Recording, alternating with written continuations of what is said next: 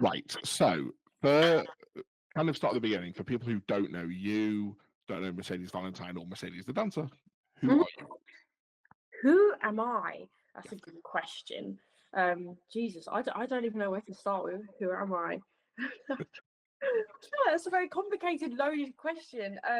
25, near Brighton. I didn't always intend on one being an OnlyFans person or two dying. I thought I was going to have a relatively simple life, but here I am not having a simple life. Okay. So, how did you kind of get into the OnlyFans game? It was an accident. I didn't mean to get into OnlyFans. Essentially, at the time I was working with kids with disabilities like severe autism and stuff, and I loved it. And I before that I had worked in a strip club for a little bit because I was already a professional pole dancer. I taught it at uni. I was really good at it. So Mm. I thought, how can I make money from it? Strip club. And I was like, this is so fun. Instead of doing sexy moves, I was doing backflips and stuff, and the men were still like this. Because I thought it was really cool. And then I'd sit down with them and talk about cars and stuff instead of like, do you like my I'm not the usual woman. And then anyway, I stopped working at a strip club and I started working with kids with disabilities. But I was like, the money is never going to be good. You're never going to get anywhere with this. So I was like, what can I do on the side? Just for now, a little bit. And then I always thought about modeling, but I never thought that I was pretty enough. Um, so I decided to start OnlyFans. And then the first few months, I was like, oh, why why am I earning so much money? And then from there it just grew, and then I decided to just do it full time because I was like, well, this is a lot of work. It's kind of taken over my life, so Yeah. here we are. So, what year did you start OnlyFans then? A long time ago, 4 years ago. So, kind of when it was at its peak, really, during the pandemic and all that kind of era. Yeah, Right. That explains why you made a lot of money. yeah. Fair enough. So, where did the kind of love of cars and motorbikes and that kind of side of you come from? I've always loved them. I mean, I grew up with my dad has always ridden a motorbike. And when I was really little, maybe like 2, 3 years old, I didn't have the usual Barbies and stuff. I had garages with hundreds of cars and castles and little men with swords. So I'm not a girly girl. And yeah, no, I've always loved cars. And then as I got older, they make nice noises. They go vroom vroom, and I loved that. So yeah, I've always loved them. And then as soon as I could, as soon as I left home, I was like, yes, now is the time. Fair enough. So, kind of your love of motorbikes and stuff led to this very bizarre story about you and the pigeon, which, when you literally say you and the pigeon, sounds funny, but in reality, it really isn't.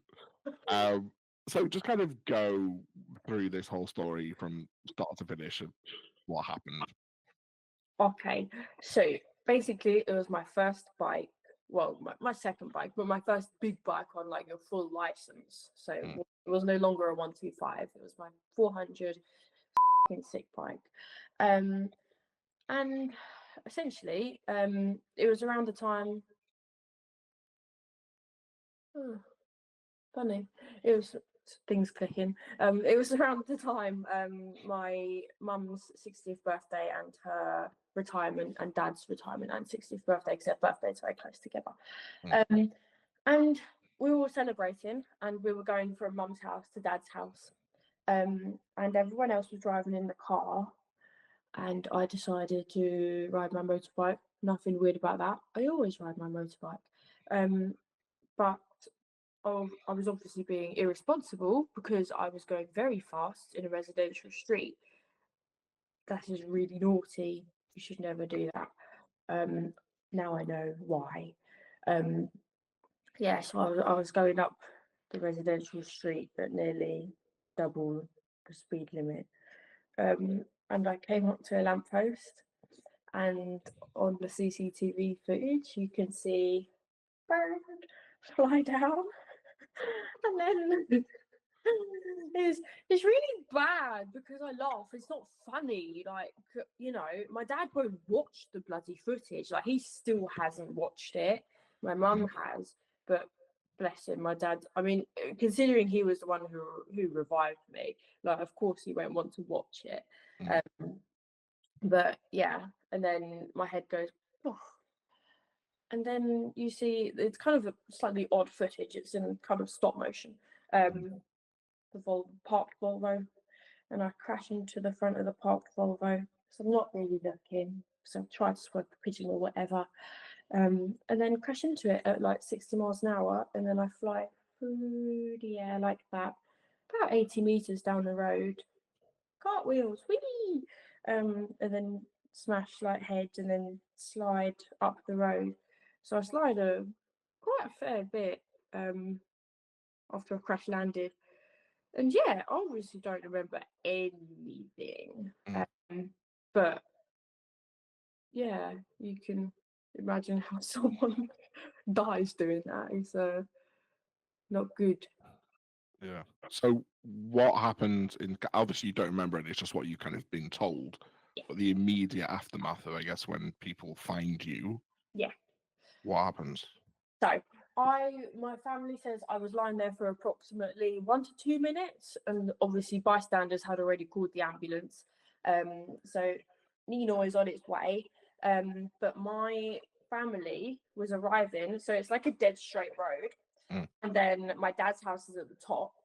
My mum was arriving in the car with my sisters, and then they pulled up outside dad's house. And my older sister goes, I recognise that bike. Obviously, a bit more traumatized than that. My younger sister immediately breaks down and starts crying because she's not good with these things anyway. She's already been hit by a car and thrown in the air, similar to me. So she doesn't like these things anyway. And so my little sister ran to get dad. Mum and older sister ran down the road, and then dad very quickly joined them. And yeah, there they are standing around my body. I don't know if you've seen the pictures. I've seen the crash pictures. Yeah, so they were standing around me with my face all open and Yeah. me, hello. Nice. Yeah, and they were standing around. Obviously, I'm bleeding out. What I didn't know was the blood lives. I should have known this. Really silly of me to not know. But obviously, when you break your bones, there's blood in your bones, and that's part of the reason why I lost 3 liters of blood. The pelvis holds a lot of blood, so yeah, I was bleeding inside and out, and blue in the face, and my pupils were completely dilated. So my brain was on shutdown. And yeah, mum. Thankfully, they're all doctors. I mean, dad's done a hell of a lot of trauma work. He's an anaesthetist and a trauma doctor, so you couldn't have anyone more ideal at the scene. My older sister, similarly, she's a doctor and done a lot of trauma work as well. So, and my mum's a GP and just similarly very intelligent. So they all kind of knew what to do. And I mean, it's a lot more stressful than it usually is if it were a person they didn't know. But still, they just, I don't know, it's mad how they managed to keep their heads on straight. But yeah, they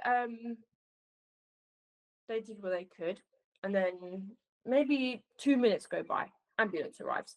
Ambulance people get out the ambulance, and there's a fair amount of kerfuffle because the ambulance people, so they're not allowed to remove helmets because they might cause spinal injuries, but they also have to go by life over limb.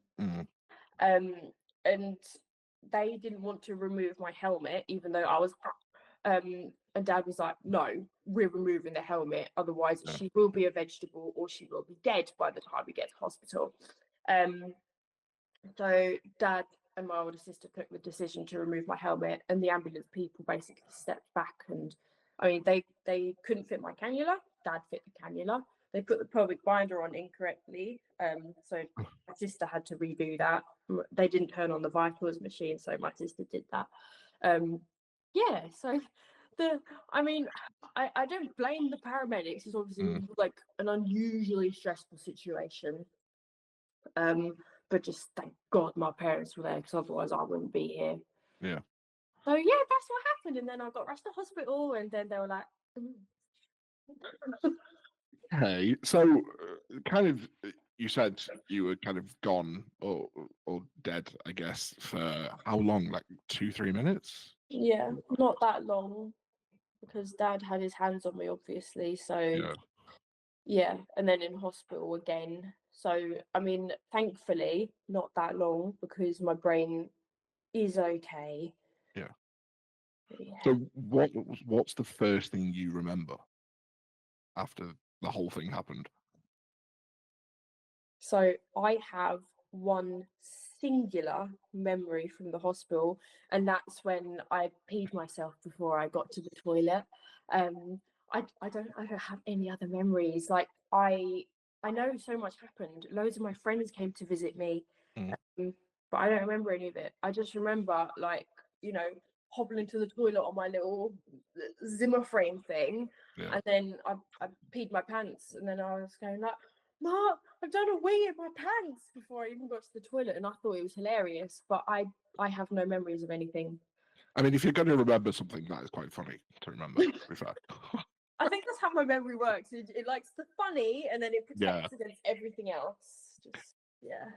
So I think with the memory thing, from if I remember rightly, you've also lost memories from before the accident as well. Yeah, yeah. I've been kind of as life goes on, I'm starting to find out how much I've forgotten, and it Mm, turns out memories spanning it's very patchy. So a few months before the incident, I can't remember, and then a few years before the incident, I know things are going, things aren't there anymore that should be. mm, Like I went to boxing the other day, and my friend was like, "Oh yeah, do you remember when it?" And I,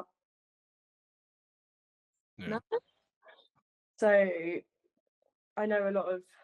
It's kind of like a learning process, learning how much has gone and will it come back. So Yeah.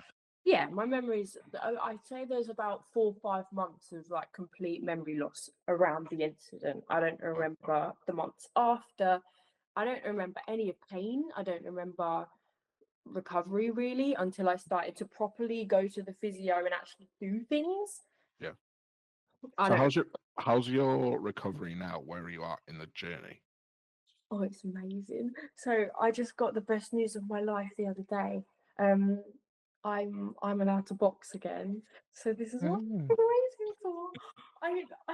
I said to myself in hospital, what I remember, and I also always say to myself, no matter what happens, like I will still do what I love to do. If I lose a limb, I don't care. I will mm, adapt. I will improvise. I will still do what I love to do. I don't care. So yeah, I got a letter the other day from the eye specialist saying that she's even with the metal, she's okay to box again. So I'm fully fit, even with no ACL, no PCL. mm. I'm fully functioning again, physically. Yeah, I can do all my sports. I'm so happy. Nice. So what are the long-term effects other than obviously the memory loss kind of thing? What other issues have you found kind of long term that you're going to have to basically live with forever, I guess? So the only other kind of permanent things, obviously, there's a lot of limb damage and Yeah. arthritis later down the line. I've got a lot of numbness. They did say there was a 70% chance that your limbs, you might not feel some of them, but Mm, thankfully I do. Um, there's there's a lot of weird nerve damage, which it's not serious. It's more funny than anything. Like you touch and it makes it's so weird. Like you touch somewhere and then you feel it somewhere else. oh, And the scar down here is entirely numb. There's a patch on my butt cheek that I can't feel. So you poke it, and I don't know you're poking me. So I've got a lot of numbness, but in all honesty, there's not a lot. mm. So yeah, I'm fucking lucky. I think one of the things that comes across about you is that you have taken it all in your stride in a way. Oh You yeah. just you've just got on with stuff and you make a joke out of it. I don't know why. I think it's a multitude of things. Like, one, because of like being autistic, it doesn't really matter what happens, you just get on with it. Yeah. Like, I want to do what I want to do, and why should anything stop me? People say, oh, because this, because that. Those aren't reasons in my head. And number two, it's not the first time that I've had to come back from something when I was 15, because of the EDS, the condition that I have. I got very poorly and I couldn't really do much. I could barely like walk around my own house, and I was really suffering. Like, my joints and stuff they would just fall out. So I had to rebuild from absolutely nothing. And I just did that as well. Like, what other choice do you have? Just lie there and be a vegetable? Yeah. That's no fun. So whatever life throws at you, you just try your best to overcome it. And you've been really open and public, obviously, because you have a public profile, and fans, so to speak. But I've noticed a lot of your fans don't seem to understand or believe, I guess, what happened. Like, how are you coping with that side of stuff? I mean, it's okay. I understand the internet. Like, misinformation and all that. I understand that people are going to get very confused and not understand things or take things wrong, and that's fine. People can believe what they want to believe. That's okay. I try my best to explain myself if people don't understand. It's not really like this. Also has happened to me before when I was 15. Obviously, it was a case of my friends being very young and not understanding something entirely. They thought I was just skiving from school. They thought I didn't want to go. And there's me sending them like websites of information, thinking logically, reasonably about this. So it's, if anyone doesn't understand, it's a them problem. Done my best to explain everything. I'm, as open as possible. That's all you can do. Yeah. Have you got on a motorbike since? Yeah. What was that first time like? Oh, I was so happy. I mean, I know that the accident was mostly my fault, okay, but I also blame that pigeon, because if it wasn't there, or if it was a millisecond after or before, none of this would have happened. It's just a really unfortunate like coincidence. But yeah, I was irresponsible. I do, honestly, in residential areas, you'll see me going up the road at 10 miles an hour. Like, I don't speed. I barely ride on the road anymore. I I don't seem to enjoy it anymore, just because of the dangers. But I do. As soon as I got back on the motorbike, I was so happy. I was like, my knee is okay. It can take it. This is amazing. And mostly I ride track now, so there's no pigeons there, at least, or Volvos. Did the pigeon survive? I guess so. Fair enough. Somewhere there's this evil pigeon just flying around. Oh, he can go himself, honestly. So, on a serious note, like, what does the future hold for you then? That's a very good question. I, as much as like say my mum would not like to hear this, I'd love to race motorbikes, because I'm good. Like, I'm fast. It just seems to come naturally. So yeah, I'd love to race motorbikes.